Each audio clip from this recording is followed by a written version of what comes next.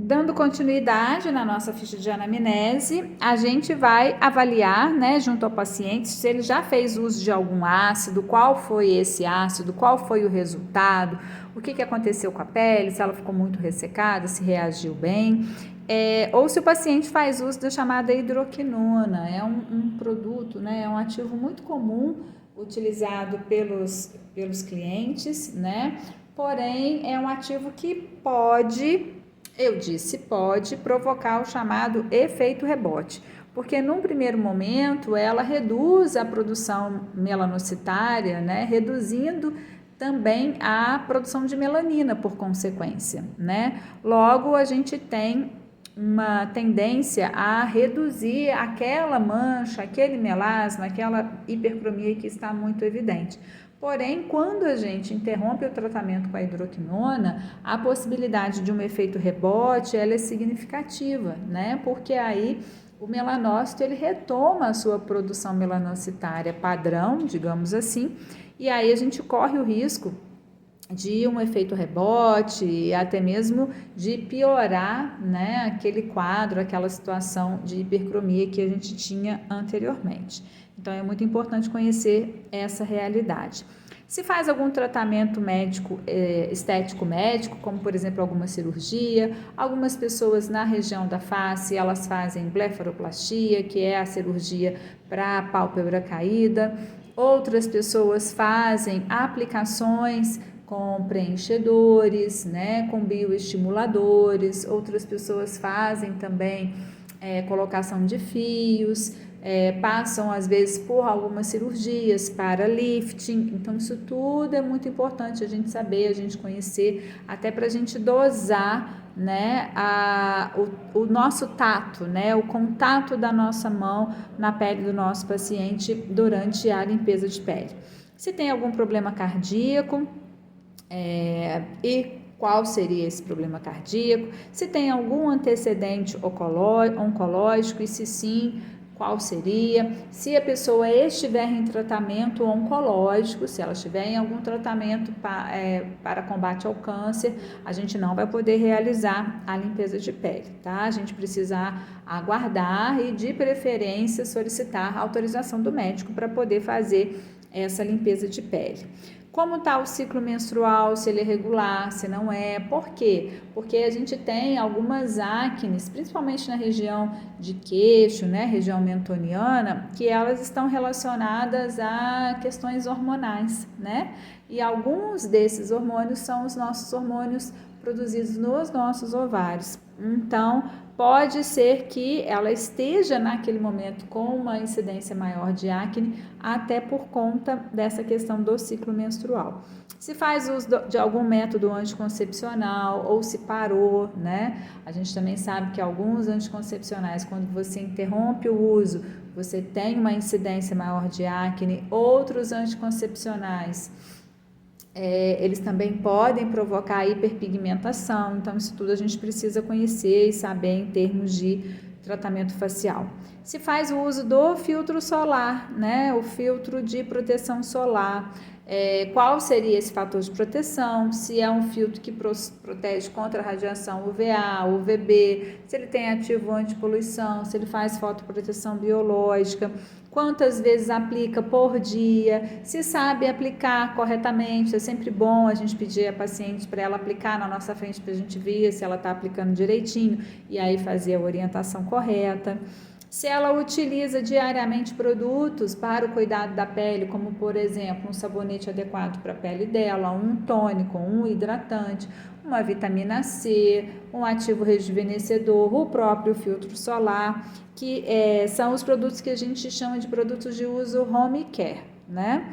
Se ela faz o uso desse produto, então ela é uma paciente que tende a potencializar o tratamento realizado em cabine, né? Seja esse tratamento uma limpeza de pele ou um tratamento mais específico, tá? E isso é um paciente muito diferenciado. A gente precisa valorizar esse paciente, porque boa parte dos clientes que chegam no nosso espaço de estética, infelizmente, né, às vezes sequer faz o uso diário de um filtro solar.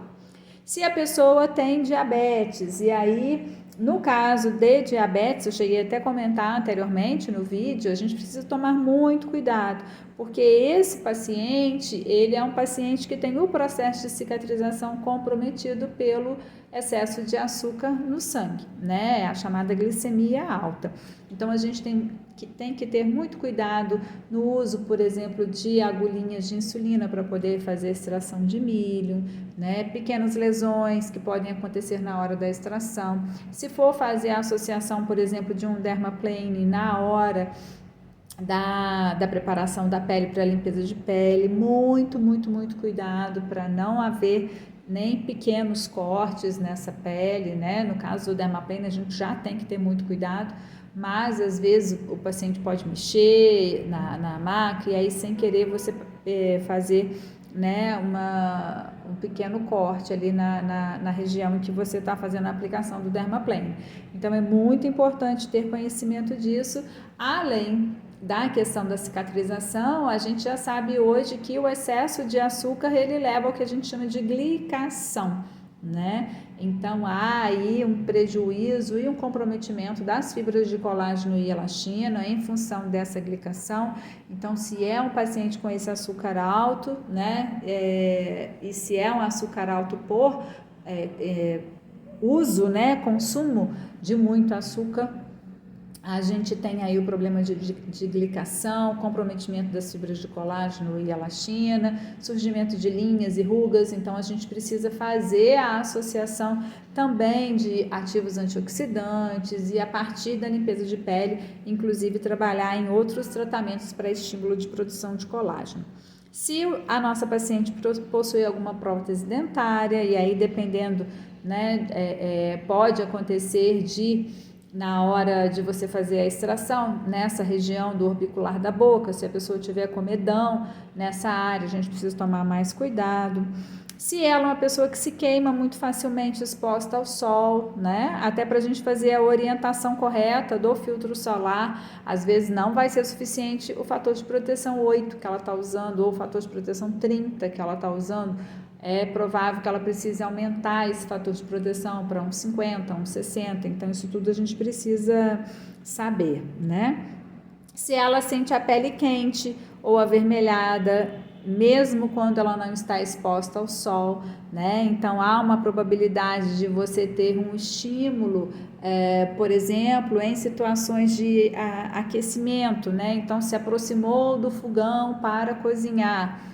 Como é uma região da casa que tende a estar um pouco mais quente, né? Se esse calor, se esse vapor aí do fogão interfere e altera, né, o estado da pele. Então é preciso tomar muito cuidado, porque é um paciente que, dependendo do melanócito, ele pode ser um melanócito responsivo e aí você, inclusive, ter um quadro de hiperpigmentação, né?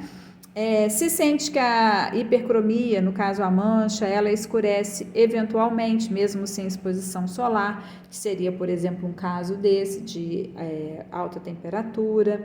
Qual a quantidade de água a pessoa ingere diariamente, para a gente entender, né, como que se dá esse processo de eliminação de toxinas e até mesmo de hidratação da pele. Se dorme bem à noite, por quantas horas, isso também interfere na saúde, na qualidade da pele, principalmente na região de área dos olhos, de orbicular, que é uma área que inclusive aparenta, né? A gente costuma dizer até que denuncia a idade, né, que a gente tem em função do processo de surgimento de linhas e rugas nessa área, devido à própria característica de ser uma região de muita mímica facial.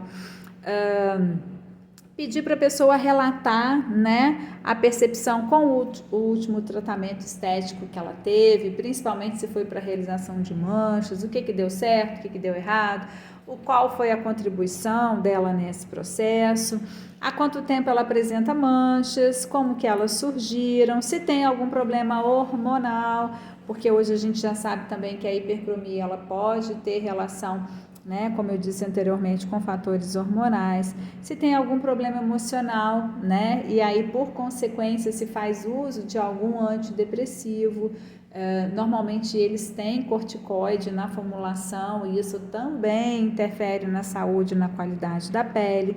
E aí, se é uma pessoa feliz, né, tristeza repentina, isso por quê? Porque na própria limpeza de pele a gente pode estar associando o toque, né? As nossas mãos, elas possuem, né, uma capacidade de relaxamento desse paciente, né, uma sensação de bem-estar, de leveza, né, a própria percepção do cuidar por meio do toque. Isso tende a melhorar muito esses quadros, né, de tristeza, de angústia, de ansiedade. Então, é importante a gente ter essas informações inseridas na nossa ficha de anamnese também.